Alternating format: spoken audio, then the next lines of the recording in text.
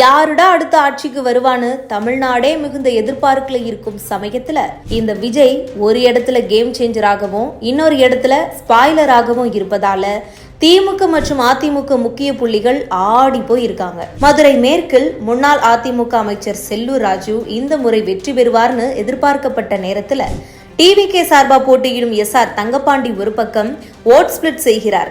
பத்தாத குறைக்கு திமுக சார்பு போட்டியிடும் ரகு பாலாஜி மக்கள் மத்தியில மும்பரமா களத்துல இறங்கி தீயா வேலை செய்யறாரு. செல்லூராஜுக்கு பெரிய அளவுல மக்களுக்கு எதுவும் செய்யவில்லை அப்படிங்கிற பேச்சு அடிபட்டாலும் மதுரை மேற்கு தொகுதியை திமுக தட்டி சென்று விடுமோ அப்படிங்கிற பேச்சும் மதுரை மேற்கு தொகுதி மக்கள் பேசி வருகிறாங்க.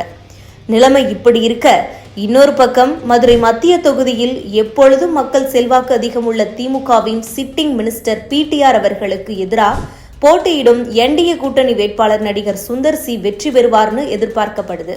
அதாவது இந்த இடத்துல திமுக உள்குத்து வேலையே அதிகமா இருக்குன்னு பேசப்படுது.